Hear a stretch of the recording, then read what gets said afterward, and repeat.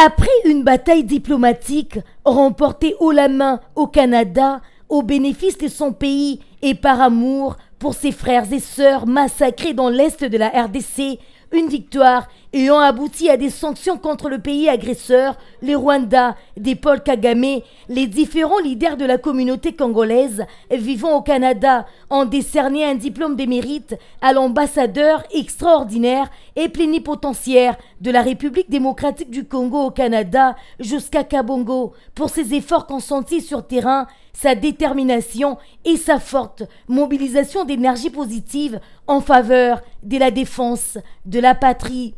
Ces ressortissants congolais au Canada ont également exprimé leur profonde gratitude tout en réitérant leur engagement sans embâche envers l'ambassadeur plénipotentiaire et extraordinaire jusqu'à Kabongo qui se bat bec et ongle nuit et jour pour l'unité de tous les Congolais de la diaspora.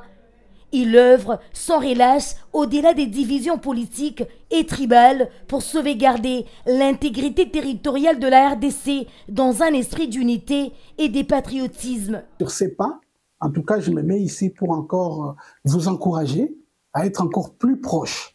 Non seulement plus proche, mais ouvert à tout ce qui se présente, quelles que soient les conditions, quels que soient les passeports, quels que soient, mais c'est l'âme congolaise qui doit toujours parler en nous. Et aussi, mais très sincère, félicitations et hommages à la ministre des Affaires étrangères, une dame époustouflante. Parce que tous, vous conviendrez avec moi, quand Goma est tombé, Bukavu, nous étions tous malades. Le premier ambassadeur que nous avons vu proche de la population. Moi, je vous ai vu une fois ici à l'ambassade, mais la plupart du temps, je vous vois à la télé. Comment est-ce que vous allez partout ailleurs? Vraiment, on est fiers de vous. D'aucuns ignorent l'impact et la qualité de relations qu'entretenaient le Canada et le Rwanda, mais vous aviez pu à démystifier ces mythes jusqu'à faire écouler cet empire d'où le Rwanda tirait son air du combat. Cette victoire doit être marquée dans les annales de l'histoire de notre pays. Considérez-vous un homme heureux parce que la victoire que vous venez d'arracher, c'est pour la défense de vie de plus de 100 millions de Congolais.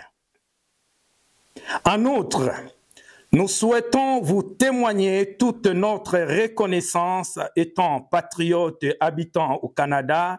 Il y a plus de 2 décennies, nous avions vu les ambassadeurs défiler dans notre ambassade, mais jamais les Congolais vivant au Canada ont connu un comme vous avec une politique de proximité visant à nous rapprocher de notre cher et beau pays. Très ému par ces gestes hautement louables de la part de Congolais vivant au Canada, l'ambassadeur jusqu'à Kabongo a exprimé toute sa satisfaction à l'égard de ces Congolais.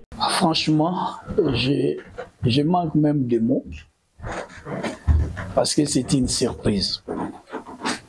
Évidemment, on m'a appelé, c'était je crois hier ou avant-hier, pour m'informer que l'ambassade aura de la visite.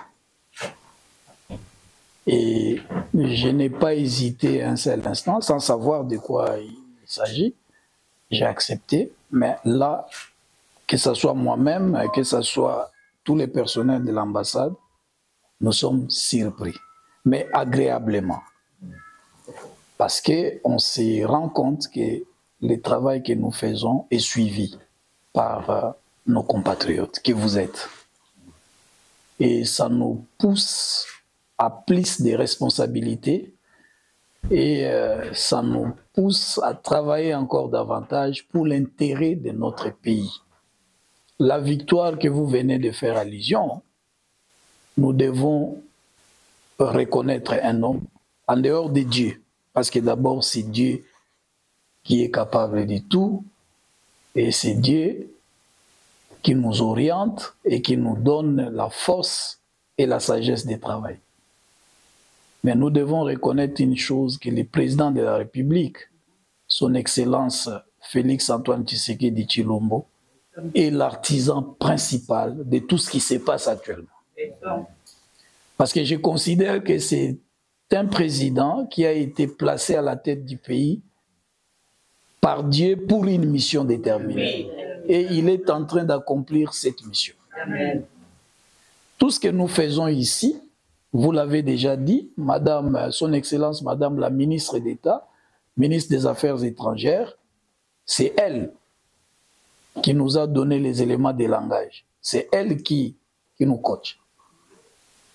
Et nous devons lui reconnaître aussi cette victoire. Parce que moi, je ne peux pas dire que je travaille seul. Je dois vous avouer que nous avons travaillé et nous continuons à travailler. Mais vous, la diaspora, vous avez fait aussi un grand travail. Oui.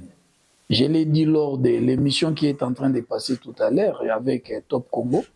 J'ai reconnu le travail que la diaspora congolaise du Canada est en train d'abattre.